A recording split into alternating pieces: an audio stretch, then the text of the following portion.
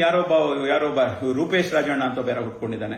ಅವ್ನು ಬಂದ್ಬಿಟ್ಟು ಎಲ್ಲ ಕಡೆ ಅವನು ನನ್ನ ಆಫೀಸಲ್ಲಿ ಬಂದಿದ್ದ. ಅವನೇನು ನಾನು ಸರ್ ನಾನು ಹಿಜಾಬ್ ಬಗ್ಗೆ ಕೆಲಸ ಮಾಡ್ತೀನಿ, ಅದ್ರ ಬಗ್ಗೆ ಕೆಲಸ ಮಾಡ್ತೀನಿ ಅಂತ ಅಂದ್ಬಿಟ್ಟು ನೇರವಾಗಿ ಸರ್ ನಮ್ಗೆ ಏನಾದ್ರು ಧನ ಸಹಾಯ ಏನಪ್ಪ ದುಡ್ಡು ಕೊಡಿ ಸರ್ ನಮ್ಗೆ, ನಾವು ಎಲ್ಲ ಚಟುವಟಿಕೆ ಮಾಡ್ತೀವಿ ಅಂತ ಇಂಥ ಬ್ಲಾಕ್ ಮೇಲರ್ಸ್ ಎಲ್ಲ ಸಮಾಜದಲ್ಲಿ ಹುಟ್ಕೊಂಡು ನನ್ಗೆ ಹೇಳಿದಾನೆ ಸರ್ ನಾನು ದೊಡ್ಡ ಸೆಲೆಬ್ರಿಟಿ, ನಾನು ಯಾವ್ದದು ಬಿಗ್ ಬಾಸ್ ಅಲ್ಲಿ ನಾನು ತುಂಬಾ ಪಾಪ್ಯುಲರ್ ಆಗಿದ್ದೀನಿ ಅಂತ ಹೇಳಿದಾಗ ಇದನ್ನ ಲೈಸೆನ್ಸ್ ಅವನಿಗೆ ಬ್ಲಾಕ್ ಮೇಲ್ ಮಾಡಿ ಎಕ್ಸ್ಟ್ರಾಕ್ಷನ್ ಮಾಡ್ಲಿಕ್ಕೆ ಫೋನ್ ಮಾಡಿ 20 ಸತಿ ನಮ್ಮ ಕೆಲಸ ಮಾಡೋರಿಗೆ ಫೋನ್ ಮಾಡಿದ್ದಾನೆ. ಮತ್ತೆ ಇಲ್ಲಿ ಊರವರಿಗೆಲ್ಲ ಮಾಡಿಸಿ ಇನ್ಸ್ಟಿಗೇಟ್ ಮಾಡಿಸಿದ್ದಾನೆ, ಮೀಡಿಯಾದವರಿಗೆ ಫೋನ್ ಮಾಡಿಸಿದ್ದಾನೆ, ತಹಸೀಲ್ದಾರ್ಗಳಿಗೆ, ಅಸಿಸ್ಟೆಂಟ್ ಕಮಿಷನರ್ಗೆ, ವಿಲೇಜ್ ಗಳಿಗೆಲ್ಲ ಬೆದರಿಸ್ತಾನೆ, ಪೊಲೀಸರಿಗೆ ಬೆದರಿಸ್ತಾನೆ.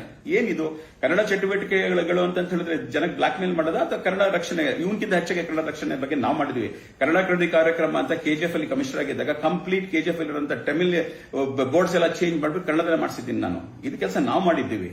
ಸುಮ್ಮನೆ ಇದು ಒಂದು ಶಾಲೆ ಹಾಕೊಂಡ್ಬಿಟ್ಟು ಊರಲ್ಲಿ ಸುತ್ತಕೊಂಡು ಜನಕ್ಕೆ ಬ್ಲಾಕ್ ಮೇಲ್ ಮಾಡೋದಲ್ಲಿ ಕನ್ನಡ ಹೋರಾಟ ಕಲಿತಾ ಇಲ್ಲ. ನಮ್ಮ ನಾರಾಯಣಗೌಡರ ಹತ್ರ ಕಲಿಬೇಕು, ಯಾವ ರೀತಿ ಕನ್ನಡ ಸಿಬ್ಬಂದಿ ಹೋರಾಟ ಮಾಡಬೇಕಂತ ಅವ್ರ ಹತ್ರ ಕಲಿಬೇಕು. ಇವರೆಲ್ಲ ಬ್ಲಾಕ್ ಮೇಲ್ ಮಾಡ್ಕೊಂಡು ಸಮಾಜದಲ್ಲಿ ಕೆಟ್ಟ ಹೆಸರು ತರ್ತಾ ಇದ್ದಾರೆ. ಏನಂತ ತಿಳ್ಕೊಂಡಿದ್ದಾರೆ ಇವರು ಅಧಿಕಾರಿ? ಖಂಡಿತವಾಗ್ಲೂ ಇನ್ ಮುಂದಿನ ದಿನದಲ್ಲಿ ಅವನ ಬಗ್ಗೆ ನಾನು ಖಂಡಿತವಾಗ್ಲೂ ಕ್ರಮ ತಗೊಂಡಿದ್ದೇವೆ. ನಮಸ್ಕಾರ ಸ್ನೇಹಿತರೆ, ಕಳೆದ 2 ದಿವಸ ಹಿಂದೆ ನಾನೊಂದು ರೂಪೇಶ್ ರಾಜನ್ ಅವ್ರ ಬಗ್ಗೆ ಒಂದು ವಿಡಿಯೋ ಮಾಡಿದ್ದೆ. ಅದರಲ್ಲಿ ಅವ್ರ ಬಗ್ಗೆ ನನಗೆ ಸಾಕಷ್ಟು ಬೇರೆ ಕಡೆಯಿಂದ ರಾಂಗ್ ಇನ್ಫಾರ್ಮೇಶನ್ ಬಂದಿತ್ತು. ಮತ್ತೆ ಬ್ರದರ್ ಇವತ್ತು ಬಂದಿದ್ದಾರೆ, ನನ್ನ ಹತ್ರ ಕೂತಿದ್ದಾರೆ, ನನ್ನ ಜೊತೆ ಕೂತಿದ್ದಾರೆ.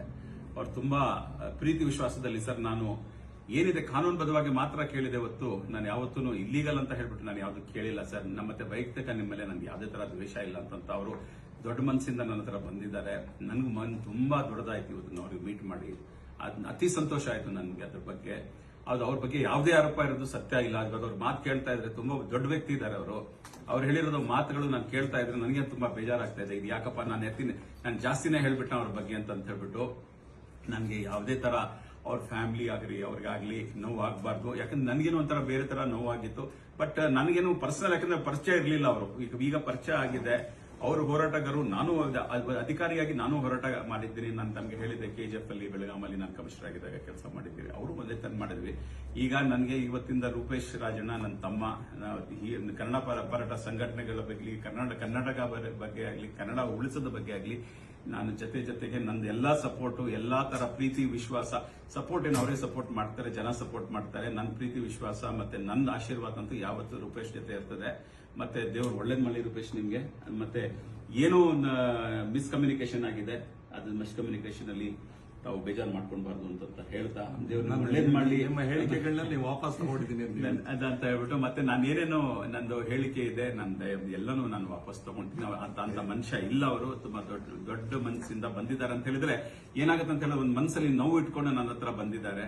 ಮತ್ತೆ ಅದೇನಾಗಿದೆ ಅಂತ ಹೇಳಿದ್ರೆ ರಾಂಗ್ ಕಮ್ಯುನಿಕೇಶನ್ಸ್ ಆಗಿದೆ. ಅದರಿಂದ ನಾನು ಮತ್ತೊಮ್ಮೆ ಅವ್ರಿಗೆ ಅವ್ರ ದೊಡ್ಡ ಮನಸ್ಸು ಮತ್ತೆ ಒಂದು ಪ್ರೀತಿ ವಿಶ್ವಾಸದಲ್ಲಿ ನನಗೆ ತುಂಬಾ ಮನಸ್ಸಲ್ಲಿ ತುಂಬಾ ಖುಷಿಯಾಗಿದೆ ಅವ್ರು ಬಂದಿರೋದ್ರಿಂದ. ಮತ್ತೆ ಅವರು ದೇವರವ್ರಿಗೆ ಒಳ್ಳೇದ್ ಮಾಡ್ಲಿ, ಅವ್ರ ಕುಟುಂಬಕ್ಕೆ ಒಳ್ಳೇದ್ ಮಾಡ್ಲಿ, ಮತ್ತೆ ಅವ್ರು ಒಳ್ಳೆ ಕೆಲಸ ಮಾಡ್ಲಿ, ಸಮಾಜಕ್ಕೆ ಒಳ್ಳೆ ಕೆಲಸ ಮಾಡ್ತಾ ಇರ್ಲಿ, ಇದೇ ರೀತಿ ಮಾಡ್ತಾ ಇರ್ಲಿ ಅಂತ ಹೇಳಿ ನಾನು ತಮ್ಮೆಲ್ಲರಿಗೂ ಮಾತನ್ನ ಹೇಳ್ತಾ ನನ್ನ ಮಾತನ್ನು ಮುಗಿಸ್ತೀನಿ. ಜೈ ಹಿಂದ್, ಜೈ ಕರ್ನಾಟಕ.